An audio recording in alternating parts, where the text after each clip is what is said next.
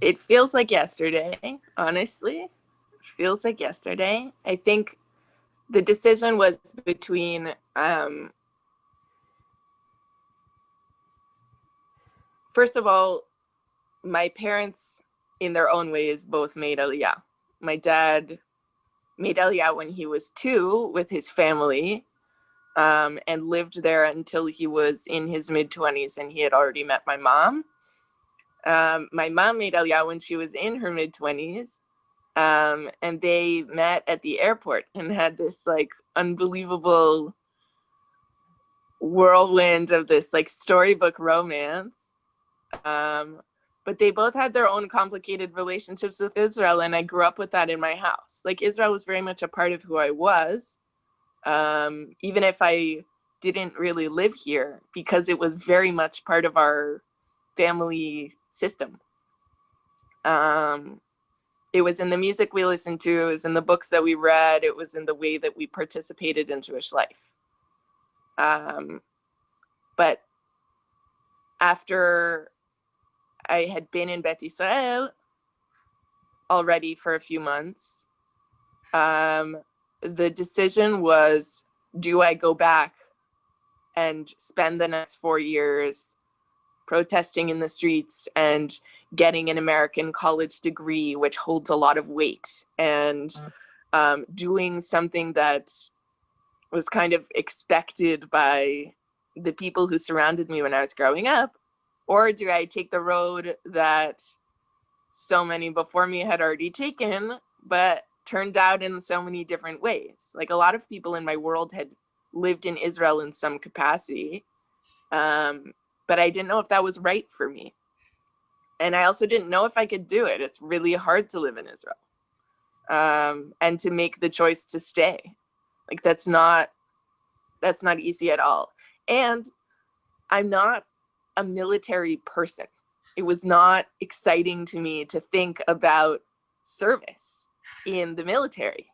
I do a lot of service in my life.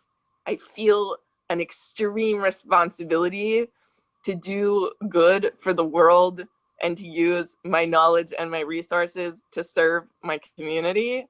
But I had absolutely no desire to become a soldier. None. That was not any sort of something that I wanted to do. And if I was going to make Aliyah at the age of 17, I was going to have to serve in some capacity. And also, my father had a really challenging experience in his military service.